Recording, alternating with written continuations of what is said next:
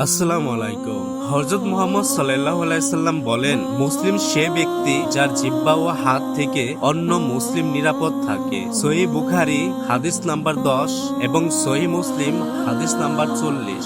একটা গল্প আকারে আপনাদেরকে বুঝিয়ে দেই। একটি গ্রামে দুই প্রতিবেশী থাকতেন, সালে এবং নাইম। সালে 5 ওয়াক্ত নামাজ পড়তেন, সবাই তাকে ধার্মিক মানুষ বলতো। কিন্তু তার একটি খারাপ অভ্যাস ছিল, তিনি প্রায়ই অন্যদের নিয়ে কটু কথা বলতেন। কেউ ভুল করলে সবার সামনে অপমান করতেন, কখনো রাগ হলে হাত তুলতেও দ্বিধা করতেন না। অন্যদিকে নাইম ছিলেন শান্ত স্বভাবের মানুষ, তিনি কম কথা বলতেন, কেউ কষ্ট দিলে ধৈর্য ধরতেন, প্রতিবেশীর জিনিস নষ্ট করতেন না, কাউকে অপমান করতেন না, আর সব সময় মিষ্টি ভাষায় কথা বলতেন। একদিন গ্রামের মসজিদের ইমাম সাহেব এই হাদিসটি পড়ে শোনালেন, মুসলিম সে ব্যক্তি যার জিহ্বা ও হাত থেকে অন্য মুসলিম নিরাপদে। এই হাদিসটি শুনে সালে গভীর চিন্তায় পড়ে গেলেন। তিনি ভাবলেন, আমি তো নামাজ পড়ি, রোজাও রাখি, কিন্তু যদি আমার কথায় মানুষ কষ্ট পায়, আমার আচরণে তারা ভয় পায়, তাহলে আমি এই হাদিসের শিক্ষা মানছি কিভাবে? পরের দিন থেকে তিনি বদলে যাওয়ার চেষ্টা শুরু করলেন। যাদের তিনি কটু কথা বলেছিলেন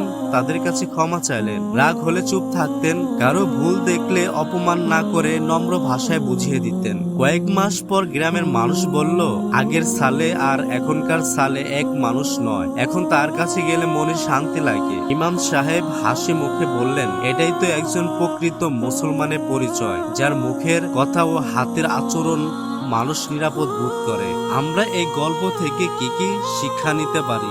শুধু ইবাদত করাই যথেষ্ট নয়, মানুষের সঙ্গে সুন্দর আচরণ করাও ইসলামের গুরুত্বপূর্ণ শিক্ষা। কটু কথা অনেক সময় আঘাতের চেয়েও বেশি কষ্ট দেয়। একজন প্রকৃত মুসলিম এমন মানুষ যার কাছে অন্যরা ভয় নয়, বরং নিরাপত্তা ও শান্তি অনুভব করে। কথা বলার আগেও ভাবা উচিত, আমার এই কথা কেউ কষ্ট পাবে কিনা। আর হাত দিয়ে কখনো অন্যায়, জুলুম বা ক্ষতি করা উচিত নয়। একজন ভালো মুসলিম শুধু আল্লাহর হক আদায় করে না, মানুষের হকও রক্ষা করেন। তার কথা ও কাজ মানুষের জন্য রহমত হয়।